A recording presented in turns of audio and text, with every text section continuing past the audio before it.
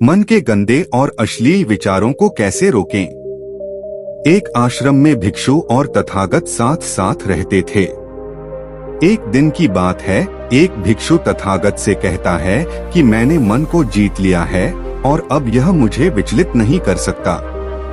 तो एक दिन गौतम बुद्ध ने कहा, ठीक है, मैं तुम्हारी परीक्षा लेता हूँ। आज तुम दक्षिण दिशा में भिक्षा मांगने जाओ, यही तुम्हारी आखिरी चुनौती है। फिर भिक्षु वहां से चला जाता है। फिर अगले दिन ही भिक्षु ने व्याकुल होकर कहा, मुझसे बड़ी गलती हुई है, लेकिन अब मैं दोबारा उस दिशा में भिक्षा मांगने नहीं जाऊंगा। नमस्कार दोस्तों, स्वागत है आपका हमारे चैनल में। मुझे आशा है कि आप लोग मेरे चैनल पर कहानियां पढ़कर मजे में होंगे। लेकिन दोस्तों, काफी सारे लोगों ने हमारे चैनल को सब्सक्राइब नहीं किया है।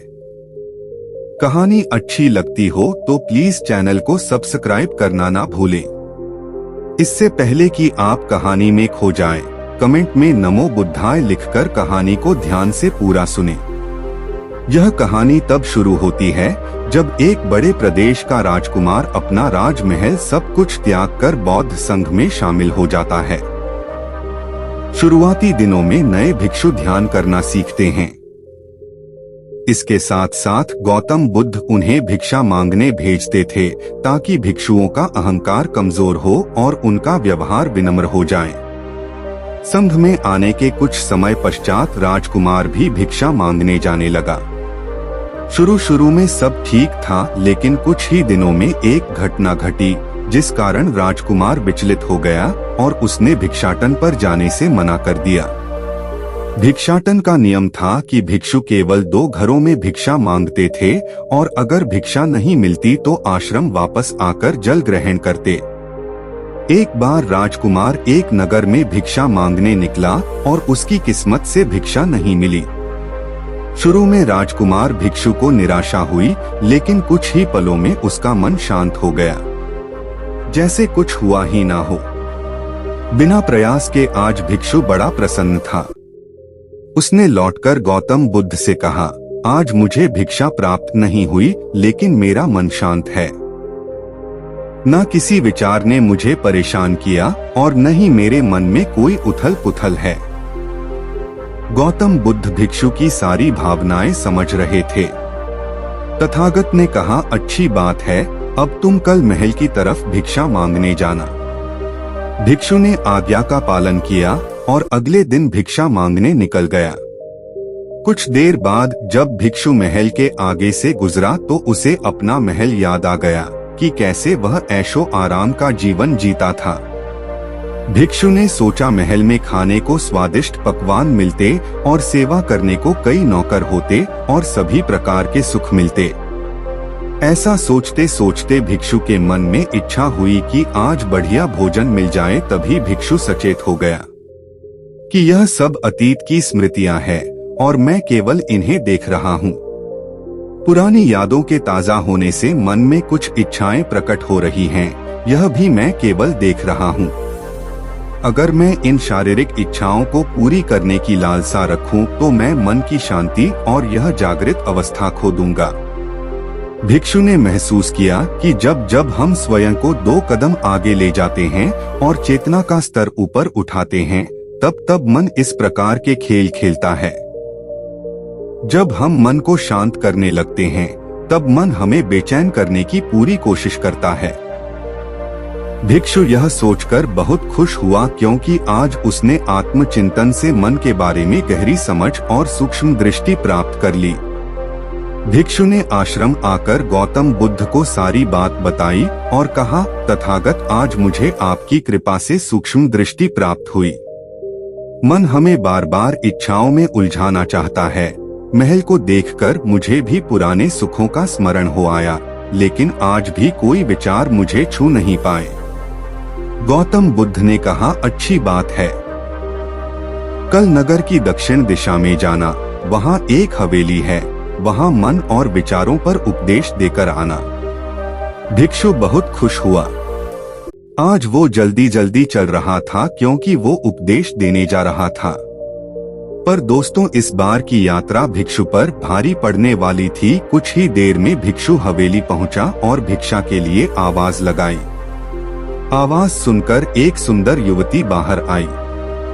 भिक्षु ने सोचा कि इस युवती की सुंदरता को देखकर मेरे मन में कोई विचार नहीं आना चाहिए, क्योंकि मेरा यहाँ आने का प्रयोजन तो इसको उपदेश देना है। युवती ने भिक्षु को प्रणाम किया और कहा, आइए पहले भोजन ग्रहण कीजिए। भिक्षु ने भोजन किया, फिर सोचा कि उपदेश देने से पहले थोड़ा आराम कर लेता तो अच्छा होता। भिक्षु यह सब सोच ही रहा था। इसी बीच युवती ने कहा, श्रीमान, आपने अभी अभी अन्न ग्रहण किया है, अब थोड़ा आराम कर लीजिए, फिर उपदेश शुरू करना। यह सुनते ही भिक्षु सतर्क हो गया। जो योजना वह मन में बना रहा था, यह महिला वह सब बिन बताए करती जा रही थी। भिक्षु ने सोचा, यह सब संयोग है। यहाँ लोग भोजन के बाद आराम करते होंगे। फिर भिक्षु आराम करने लेट गया और विचार करने लगा कि महिला कितनी समझदार है और इसकी सुंदरता बेजोड़ है। अगर मैं राजकुमार होता तो ऐसी ही स्त्री के साथ विवाह करता। भिक्षु के मन में ऐसे ही कुछ विचार चल रहे थे। इतने में युवती फिर से आई और बोली, अगर आप राजकुमार होते तो मुझे उपदेश कैसे देते? भिक्षु जी, आप तो मुझे उपदेश देने आए थे ना। युवती का इतना कहते ही भिक्षु को स्पष्ट हो गया कि युवती तो मन पढ़ सकती है। भिक्षु घबरा गया और हाथ जोड़कर पूछा, क्या आप मेरा मन पढ़ सकती हैं? युवती ने कहा, क्षमा कीजिए, ध्यान करते करते मेरा मन शांत हो गया है, इसलिए बड़ी आसानी से मुझे दूसरों के विचार अपने आप महसूस हो जाते हैं, उनकी भावनाएं समझ आ जाती हैं। जब भिक्षु ने सुना तो उसके पैरों तले जमीन सरक गई। फिर बिना कुछ बोले भिक्षु तत्काल आश्रम की ओर चल पड़ा। रास्ते में चलते हुए भिक्षु का दिमाग फटा जा रहा था, उसकी बेचैनी बढ़ गई थी। भिक्षु खुद को कोसने लगा कि मेरे मन में युवती के लिए ऐसे विचार क्यों आ रहे थे। उसने मेरे बारे में क्या सोचा होगा? अगर यह बात लोगों को पता चलेगी तो लोग भिक्षुओं और संघ के बारे में क्या सोचेंगे? आज भिक्षु बहुत ही ज्यादा लज्जित महसूस कर रहा था और वह थोड़ी ही देर में आश्रम पहुंच गया। जब भिक्षु गौतम बुद्ध के सामने पहुंचा तो तथागत ने देखा कि उसके चेहरे की रौनक जा चुकी है। दोनों कंधे झुके हुए थे। भिक्षु ने बुद्ध से कहा, अब मैं कभी भिक्षा के लिए नहीं जाऊंगा। तथागत ने कहा, पहले आराम से बैठो, फिर मुझे बताओ कि तुम्हारी चाल में इतनी थकान क्यों है? आज तुम्हारे चेहरे पर तेज की जगह ग्लानि की भावना क्यों है? भिक्षु ने सारी बात बताई और कहा, मैं सब कुछ जानते हुए भी महिला की सुंदरता के बारे में और अन्य चीजों के बारे में सोच रहा था। मैं मन से पूरी तरह हार गया। अब मैं कभी उस दिशा में नहीं जा पाऊंगा। मैंने बौद्ध संघ का भारी अपमान किया है। गौतम बुद्ध ने कहा, सबसे पहली बात, परेशानी को बढ़ा चढ़ाकर मत सोचो। अगर कुछ बुरा हो जाए तो एकदम से यह मत सोचो कि सब खत्म हो गया। बिना सोचे निष्कर्ष पर मत जाओ। दूसरी बात, ध्यान दो कि कहीं तुम नकारात्मक विचारों के साथ अतिशयोक्ति करने वाले शब्दों का प्रयोग तो नहीं कर रहे।